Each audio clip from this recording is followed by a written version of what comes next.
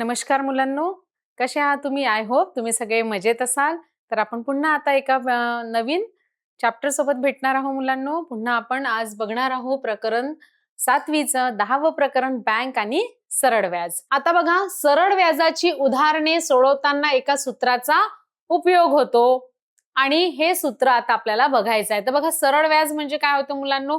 मुदत जे आहे, मुदत कायम ठेवून जो प्रत्येक वर्षी दराची जी आकारणी आपण काढतो त्याला आपण काय म्हणतो? सरळ व्याज म्हणतो. म्हणजे मुद्दत काय करायची इथे?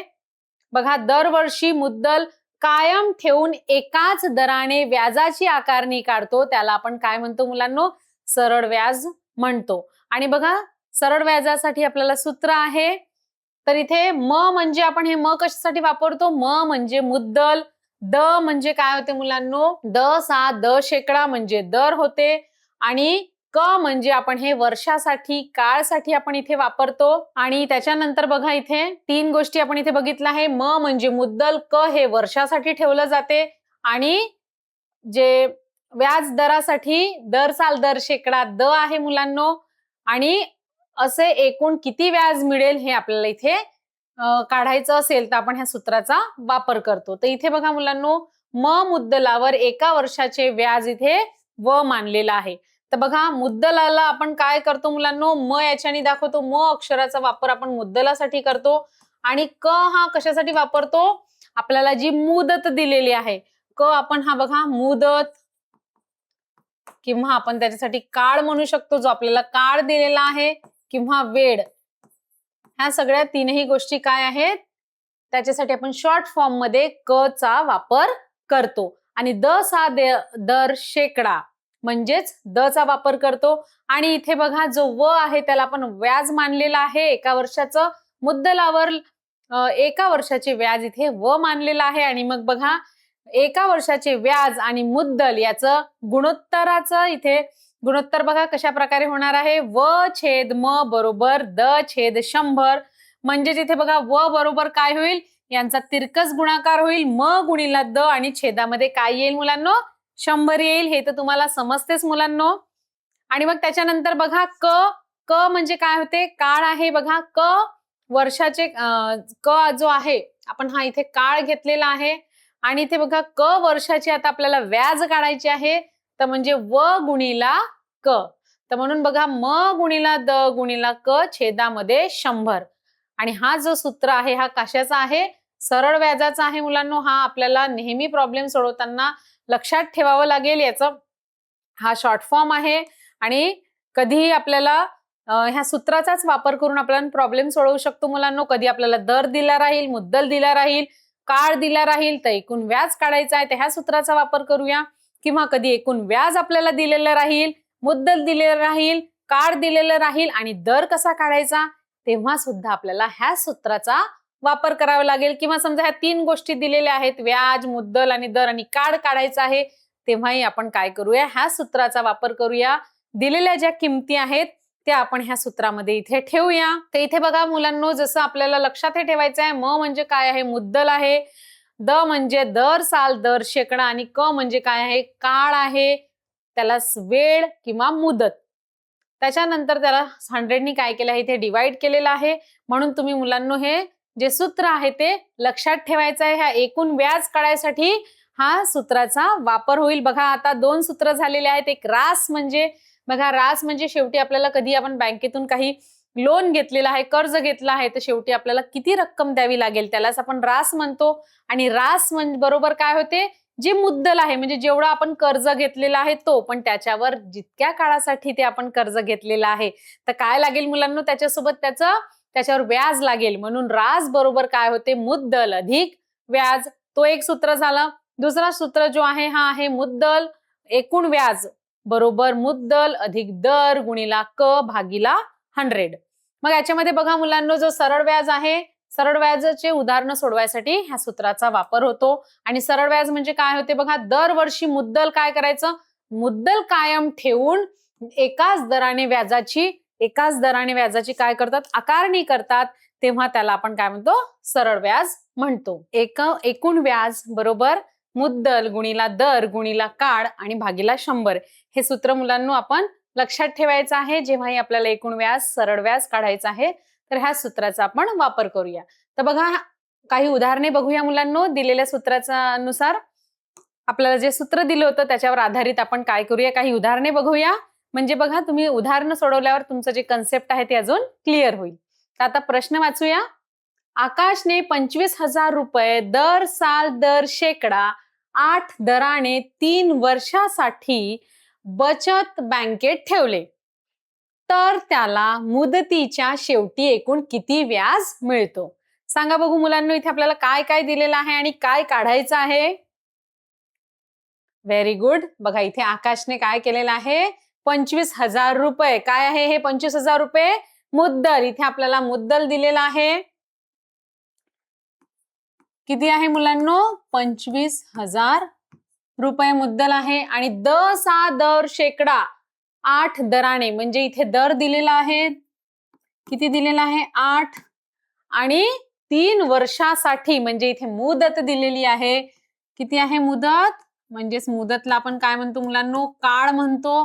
क मध्ये त्याला 3 दिलेला आहे, 3 वर्ष हे बँकेत ठेवले आहे. तर त्याला मुदतीच्या शेवटी किती व्याज मिळेल ते आपल्याला व्याजदर इथे काढायचं आहे. तर आपण कोणतं सूत्र वापरूया मुलांनो? कारण आपल्याला इथे म पण माहित आहे, द पण माहित आहे आणि क ची सुद्धा किंमत माहित आहे. तर आपण एकूण व्याज बरोबर, काय सूत्र आहे मुलांनो? एकूण व्याज बरोबर,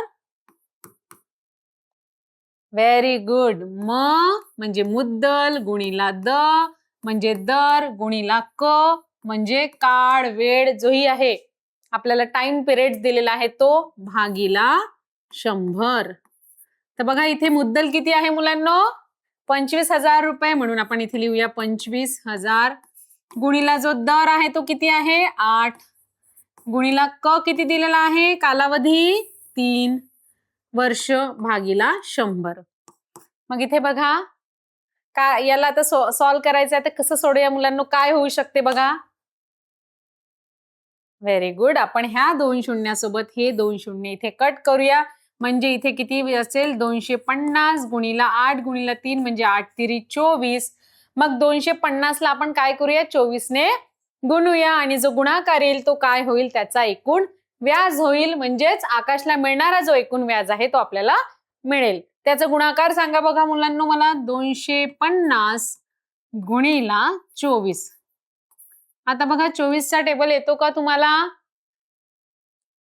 24 चा टेबल येत नाही, म्हणून आपण काय करूया? आधी 4 ने गुणूया किंवा मग 4 ने गुणल्याच्या नंतर 2 ने गुणूया किंवा आपण 24 ने गुणू शकतो. 24 चा टेबल आपण बनवून घेऊया. बघा 24 दुणे किती होते? 48. Very good.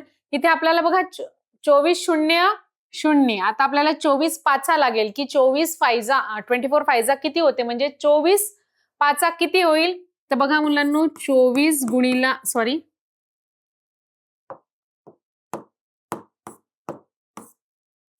24 गुणिला आपण 5 करूया तर किती होईल? 5 चौ 20 आणि 5 दुणे 10, 10 आणि 2 12. म्हणजेच 24 पाचा 120 होते मुलांनो. तर आपण इथे काय करूया? 120 होतात तर मग इथे 0 देऊया आणि 12 याचे हातचे वर लिहूया. 24 दुणे 48. मग 48 मध्ये आपण 12 ऍड करूया म्हणजे किती होईल? कारण हातचे 12 होते ना मुलांनो. कारण बघा 24 पाचा 120 झाले होते म्हणून इथे आपण 0 लिहिलं. 12 हे हातचे दिले. मग 24 दुणे 48. 48 मध्ये हे हातचे 12 मिळवले म्हणजे किती होईल मुलांनो? 8 आणि 2 10 11. 8 आणि 2 किती होईल? 9 10. सॉरी 0 हातचाला 1 4 आणि 1 5 आणि 1 6. म्हणजे बघा 6,000 रुपये किती आलेला आहे इथे? एकूण व्याज जो आहे तो किती आहे? 6,000 रुपये. मग असं लिहायचं, एकूण व्याज. म्हणजेच आकाशला शेवटी एकूण किती व्याज मिळेल? तर त्याच्यावर एकूण व्याज 6,000 रुपये मिळेल. कारण त्याने काय केलं होतं की 25,000 रुपये दर साल दर शेकडा रेट ऑफ इंटरेस्ट किती होता? 8 याच्या दराने 3 वर्षासाठी सेव्हिंग साठी ठेवलं होतं म्हणून बँकेने त्याला व्याज दिलं. किती एकूण व्याज मिळालं मुलांनो? 6,000 रुपये हे व्याज त्याला मिळालेलं आहे. वरील उदाहरणामध्ये म म्हणजे मुद्दल किती होतं? 25,000 होतं. द म्हणजे दर 8 होतं. क म्हणजे कालावधी 3 वर्ष होतं. एकूण व्याज बरोबर ह्या सूत्राचा आपण वापर केला. जसं मी तुम्हाला सोडवून दाखवलं मुलांनो, म गुणिला द गुणिला क. राहिलेल्या ज्या किमती आहेत त्या किमती आपापल्या ठिकाणी बरोबर आपण ठेवलं. म च्या जागी म ची किंमत, द च्या जागी द ची किंमत, क च्या जागी क ची किंमत ठेवली. मग याला आणि डिवाइड बाय काय केलं? 100 आणि भागले आणि आलं उत्तर किती? 6,000 रुपये. म्हणजे एकूण आकाशला जो व्याज आहे तो 6,000 रुपये मिळेल. तर अशा प्रकारे मुलांनो बघा, अतिशय सोपी हे उदाहरण आपण सोडवलेलं आहे. म्हणजे सूत्र आपल्याला माहित होतं, त्याच्यामुळे काय आहे मीन्स मॅथ्स हे काय आहे खूप इझी आहे मुलांनो. फक्त त्याच्यात काय आहे, तुम्हाला सूत्र फॉर्म्युलेज माहित असले की प्रॉपर त्याच्यामध्ये आपण किमती ठेवायच्या आणि किमती ठेवल्यावर सुद्धा जे कॅल्क्युलेशन्स आहेत त्याच्यावरच्या ज्या गणिती क्रिया आहेत त्या अगदी बरोबर करायचं मुलांनो. तर आपलं उत्तर नक्की बरोबर येतं. आता पुढचं उदाहरण बघूया. आता याच्यावरून बघा काही लक्षात आपल्याला ठेवायचं आहे की काय लक्षात ठेवायचं आहे मुलांनो? एकूण व्याज बरोबर म गुणिला द गुणिला क. तर बघा आता आपण एक उदाहरण सोडवून बघितलं आहे याच्यावर आधारित आणि याच्यावरून आपल्याला काही लक्षात ठेवायचं आहे. तर लक्षात काय ठेवायचं आहे? हे सूत्र लक्षात ठेवायचं आहे मुलांनो. एकूण व्याज बरोबर म गुणिला द गुणिला क भागीला 100 आणि इथे म काय होते? म म्हणजे सांगा मुलांनो? Very good. म म्हणजे मुद्दल. द म्हणजे इथे द म्हणजे काय होते? दर आणि क म्हणजे काय होते? Very good. कालावधी, वेळ जोही आहे तो आपण काय म्हणतो? क म्हणतो. जो वर्षामध्ये लिहिलेला असतो की किती वर्षासाठी बँकेतून तुम्ही कर्ज घेतलं किंवा किती वर्षासाठी तुम्हाला सेव्हिंग मध्ये आपण बचत मध्ये तुम्ही पैसे ठेवले. तर जो कालावधी आहे त्याला क म्हणतो आणि त्याला 100 ने काय करायचंय? भागायचं आहे. तर हे जे सूत्र आहे मुलांनो, हे काय करायचं? आपण लक्षात ठेवायचं आहे. ह्या सूत्राच्या आधारित आपण जशाही प्रकारचे प्रॉब्लेम असले आपण सोडवू शकतो. फक्त इथे कधी काय होते? म ची किंमत दिली राहील, द ची किंमत दिली राहील, व्याज दिलेला राहील आणि क काढायचा आहे. तर आपण काय करायचं? त्या सूत्राचा वापर करूनच अशा प्रकारचे प्रॉब्लेम्स सोडवायचे आहेत. कधी 2 किमती 3 किमती दिलेल्या आहेत आणि कोणतीही एक किंमत समजा काढायची आहे, तर त्यावेळेसही आपल्याला ह्या सूत्राचा वापर करूनच हे प्रॉब्लेम सोडवायचे आहे. म्हणून हे जे सूत्र आहे मुलांनो, हे सूत्र तुम्ही लक्षात ठेवा आणि एक जे सूत्र आहे ते हे सुद्धा सूत्र राज बरोबर काय होते मुलांनो? मुद्दल अधिक व्याज. हे पण सूत्र तुम्ही लक्षात ठेवायचं मुलांनो. आपलं जे प्रकरण आहे ते याच्यावरच डिपेंड आहे मुलांनो. आता समोर अजून उदाहरण बघूया मुलांनो. बघा इथे उदाहरणामध्ये आपण उदाहरण वाचूया. संदीप भाऊने मुलाच्या शिक्षणासाठी संदीप भाऊने काय केलं? मुलाच्या शिक्षणासाठी 10% 8 म्हणजे किती? 8.5 दराने 8.5 या दराने बँकेकडून किती आहे? 1,20,000 रुपये शैक्षणिक कर्ज घेतलं आणि ते किती? 4 वर्षासाठी घेतले. त्यांनी ती मुदत संपली तेव्हा बँकेला एकूण किती रक्कम परत केली? तर बघा त्यांनी एज्युकेशनल लोन घेतलं होतं, शैक्षणिक लोन घेतलं होतं. कोणी? संदीप भाऊनी. किती घेतलं होतं मुलांनो? 1,20,000 आणि मग त्यांनी जी मुदत संपली आणि 4 वर्षासाठी घेतलं होतं. मग 4 वर्षाची मुदत संपल्यावर संदीप भाऊने किती पैसे बँकेला परत दिले हे आपल्याला इथे काढायचं आहे. तर सांगा मुलांनो की याच्यामध्ये आपल्याला कोणती कोणती इन्फॉर्मेशन दिलेली आहे? Very good. इथे आपल्याला शेकडा म्हणजे इथे आपल्याला दर दिलेला आहे. परत इथे 1,20,000 हा काय आहे? मुद्दल. म सुद्धा आपल्याला दिलेला आहे आणि क सुद्धा इथे आपल्याला दिलेला आहे. तर एकूण व्याज बरोबर बघा इथे पहिले जो शेकडा दिलेला आहे. दर किती दिलेला आहे? 8.5. याला आपण कसं करतो मुलांनो? 8 दुने 16 आणि 1 17. 17/2 आणि 17/2 ला आपण अजून कसं लिहू शकतो मुलांनो? 8.5 कारण 17ला 2 ने भागल्यावर काय येतं? 8.5. त्याच्यानंतर बघा इथे मुद्दल आपल्याला दिलेली आहे. म ची किंमत 1,20,000 आणि इथे आपल्याला क दिलेला आहे. किती आहे मुलांनो? क म्हणजे काळ. किती वर्ष? 4 वर्ष. Very good. तर त्यांनी एकूण बँकेला किती रक्कम परत केली ते आपल्याला काढायचं आहे. म्हणजे त्यांनी एकूण रक्कम आणि त्याच्यावरचा जो इंटरेस्ट आहे, अशी टोटल किती रक्कम ही केली तो आपल्याला काढायचं. तर आपल्याला काय करावं लागेल मुलांनो? आधी व्याज काढावं लागेल. तर एकूण व्याज बरोबर काय होईल मुलांनो? बघा, एकूण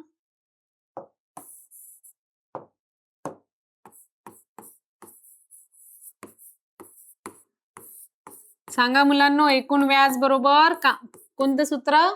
म द क. म गुणिला द गुणिला क भागिला 100. Very good.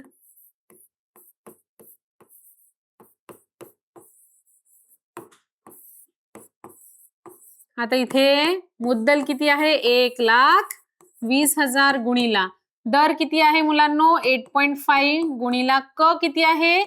4 वर्ष आणि भागिला 100. आता आपण काय करूया? याला आपल्याला सॉल्व करायचं आहे. Very good. सांगा आता. हे 2 शून्य आणि हे 2 शून्य इथे कट होईल, म्हणजेच इथे काय राहील? 1200 गुणिला 8.5 गुणिला 4 करावं लागेल. आपण काय करूया? 1200 ला आपण 8.5 ने गुणूया. आधी ही क्रिया करूया, ह्या दोघांचा गुणाकार करूया. सांगा मुलांनो, 8.5 ने आपल्याला याला गुणायचं आहे आणि मग नंतर त्याला आलेल्या उत्तराला आपण काय करूया? 4 ने गुणूया. मग आपल्याला 85 चा टेबल येतो का? नाही.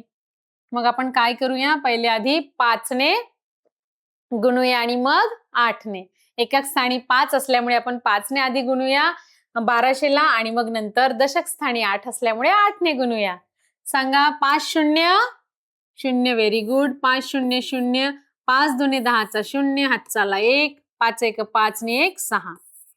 मग इथे 8 शून्य 0, 8 शून्य 0.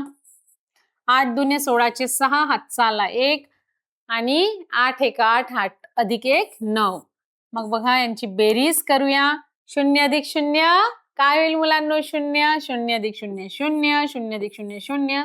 6 अधिक 6 व्हेरी गुड 12. 12 चे 2, हातचाला 1 9 आणि 1 10. बघा, एवढं उत्तर आलेलं आहे. त्याला आपण आता 4 ने गुणूया मुलांनो. जेव्हा आपण 1200 गुणिला 8.5 केलं, पण इथे बघा मुलांनो, आपण पॉइंट दिलेला नाही. एक नंतर इथे पॉइंट येणार आहे, कारण इथे एका संख्येनंतर पॉइंट आहे, म्हणून इथे जो पॉइंट हा येणार आहे. म्हणजे इथे संख्या काय होणार आहे मुलांनो? 10200 गुणिला 4 करावं लागेल. आता बघा, याला 4 ने गुणूया मुलांनो. सांगा. 4 शून्य 0, 4 शून्य 0, 4 दुने 8 आणि 4 शून्य 0, 4 एक 4. बघा किती आलाय? 40,800 हे एकूण व्याज आलेलं आहे. 40,800 रुपये हा काय आहे? याचा एकूण व्याज आपल्याला आलेला आहे. तर बघा मुलांनो, इथे जो एकूण व्याज आहे तो किती आलेला आहे मुलांनो? 40,800 रुपये. कशा प्रकारे काढलाय बघा. आपला जो प्रश्न होता, संदीप भाऊने मुलाच्या शिक्षणासाठी दर साल दर शेकडा किती आहे मुलांनो? 8.5 आहे. तर याला आपण कसं करतो? 8 दुने 16, 16 आणि 1 17, 17/2. 17/2 ला म्हणजे 17ला 2 ने भागलं तर किती होते? 8.5. म्हणून आपण दर जो आहे तो 8.5 घेतला. ते 8.5 दराने त्यांनी काय केलं होतं? एज्युकेशनल लोन घेतलं होतं. तेही किती? 4 वर्षासाठी गेलं होतं. आणि मुद्दल किती आहे मुलांनो? 1,20,000 रुपये. तर शेवटी त्यांना, संदीप भाऊला, किती पैसे रक्कम रिटर्न करायची ती आपल्याला काढायचं होतं. बघा, आपल्याला दिलेली जी माहिती आहे ती आपण इथे लिहिली. म दिलेला आहे, द दिलेला आहे, क दिलेला आहे. मग एकूण व्याज बरोबर ह्या सूत्राचा आपण वापर केला. म द क भागिला 100 आणि इथे व्हॅल्यू पुट्स केल्यावर आपलं जे उत्तर आहे 40,800 रुपये काय आहे? एकूण व्याज आलेला आहे. आता बघा, आपण एकूण व्याज किती आलेला आहे? 40,800 हा काय आहे? आपला एकूण व्याज आहे मुलांनो. तर बघा, एकूण व्याज आपला आलेला आहे, पण आपल्याला प्रश्नात काय विचारलं आहे? जेव्हा मुदत संपल्यावर, 4 वर्षाची मुदत संपल्यावर संदीप भाऊने बँकेला एकूण किती रक्कम दिली? तर आपलं काय सूत्र आहे मुलांनो? राज बरोबर आपल्याला जो एकूण व्याज आहे, म्हणजे मुद्दल अधिक आपल्याला व्याज ऍड करावं लागेल. मुद्दल अधिक व्याज. तर बघा, इथे मुद्दल किती आहे मुलांनो? 1,20,000 20,000 आणि जो व्याज आहे तो किती आलेला आहे 40,800. तर बघा यांची बेरीज करूया आपण.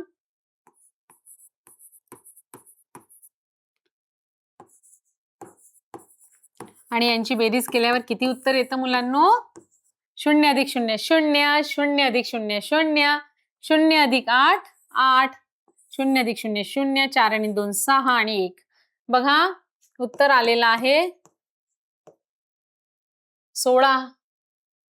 1,60,800. बघा जे उत्तर आलेलं आहे ते किती आलेलं आहे मुलांनो 1,60,800 रुपये. तर मग शेवटी जो आहे रास जे आलेला आहे म्हणजे ते किती जो अमाऊंट देणार आहे रिटर्न संदीप भाऊ शेवटी बँकेला मुदत संपल्यानंतर दिलेली जी एकूण रक्कम आहे ती काय आहे मुद्दल अधिक व्याज बरोबर 1,60,800 रुपये एवढे संदीप भाऊ रिटर्न करणार आहे. नक्की मुलांना तुम्हाला हे समजलं असेल. या उदाहरणात मुद्दल 1,20,000 रुपये आहे.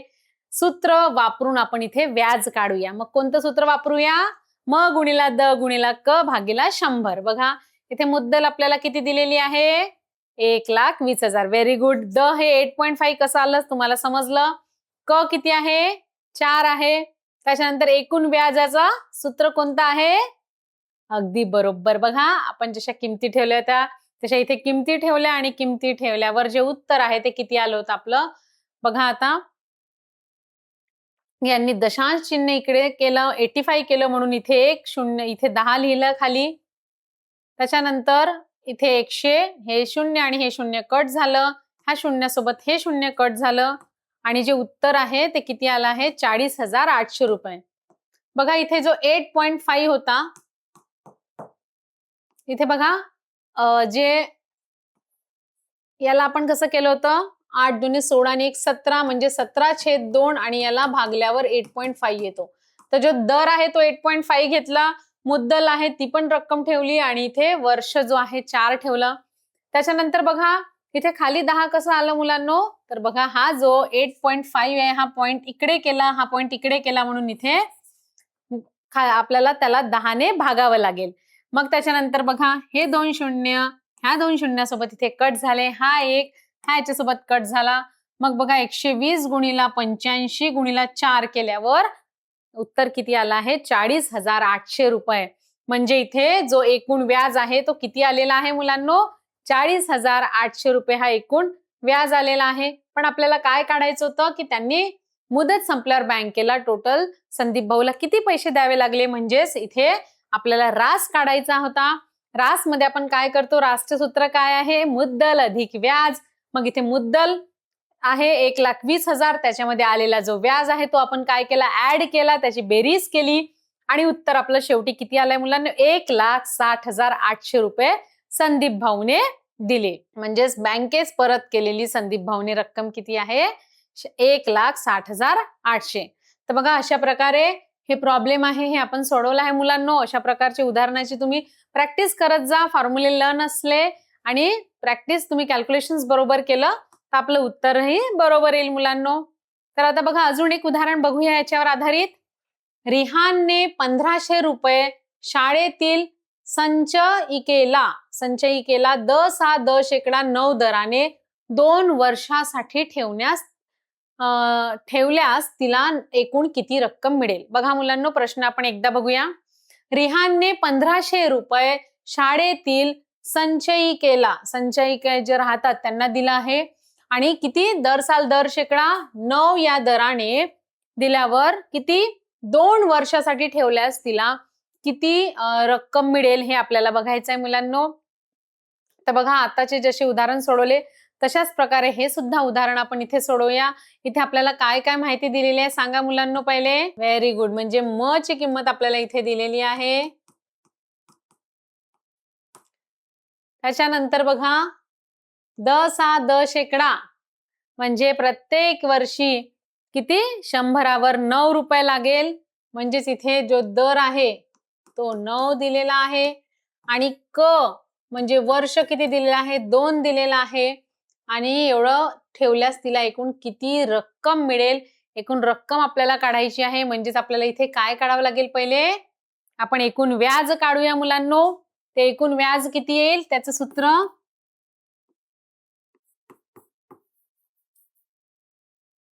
सांगा मुलांनो, एकूण व्याज बरोबर? Very good. एकूण व्याज बरोबर म गुणिला द गुणिला क भागिला 100. मग इथे म ची किंमत किती आहे मुलांनो? 1500. Very good. द जो आहे दर साल दर शेकडा 9 आणि क किती वर्षासाठी? 2. Very good. भागिला 100. आता याला आपण सोडवूया. हे 2 शून्य हे 2 शून्य कट होतील. मग बघा 15 गुणिला 9 करूया आणि 15 गुणिला 9 केल्यावर जे उत्तर येईल त्याला आपण पुन्हा 2 ने गुणूया. इथे बघा 15 गुणिला 9 किंवा 9 दुने 18, 15 गुणिला 18 करूया. आपण असंही करू शकतो मुलांनो, किंवा आपण 15 गुणिला 9 करूया. असंही करू शकतो. 15 गुणिला 9 केल्यावर किती उत्तर येतं बघा. आणि आलेल्या उत्तराला आपल्याला 2 ने गुणावं लागेल. तर 15 9 135 होतं आणि 135 ला आपल्याला काय करावं लागेल? 2 ने गुणावं लागेल.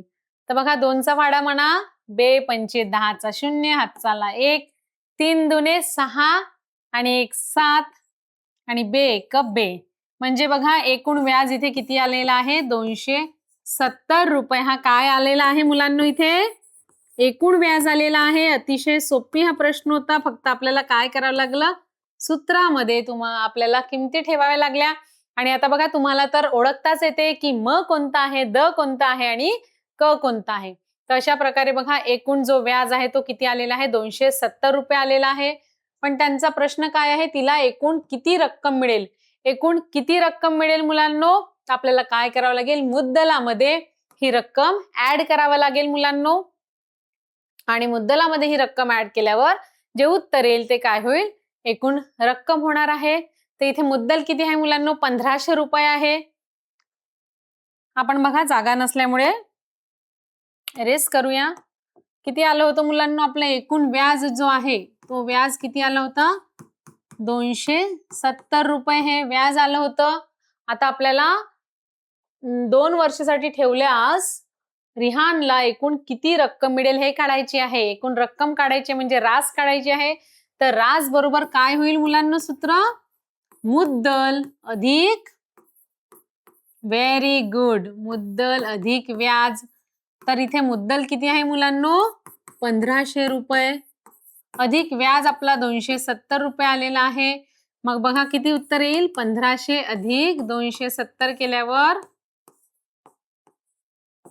1770 रुपये मिळतील. किती मिळतील? 1770 रुपये मिळतील. तर बघा मुलांनो याचं आपण एक्सप्लेनेशन आता बघूया. याची उकल आपण बघूया. या उदाहरणामध्ये मुद्दल किती आहे? 1500 रुपये. Very good. आणि ह्या सूत्र वापरून, कोणतं सूत्र? म गुणिला द गुणिला क भागिला 100 ह्या सूत्राचा वापर केला आणि इथे किमती आपण ठेवला. तर इथे बघा म ची किंमत 1500, द ची किंमत 9 आणि क ची किंमत किती होती? 2 वर्ष. त्याला 100 ने भागलं. उत्तर एकूण व्याज किती आलं होतं मुलांनो? एकूण व्याज आलं होतं 270 रुपये एकूण व्याज आलं. पण आपल्याला रिहानला शेवटी रिहानने शाळेतील संचयितेला एवढे रुपये दिले आणि 2 वर्षासाठी दिलं. तर तिला एकूण किती रक्कम मिळेल, शेवटी किती रक्कम मिळेल हे काढायचे होते. तर तिला एकूण मिळालेली रक्कम काय आहे मुलांनो? आपण जो मुद्दल आहे त्याच्यामध्ये आपण व्याज ऍड केलेला आहे. मुद्दल अधिक व्याज बरोबर 1770 रुपये. अशा प्रकारे आपलं हे उत्तर आलेलं आहे मुलांनो.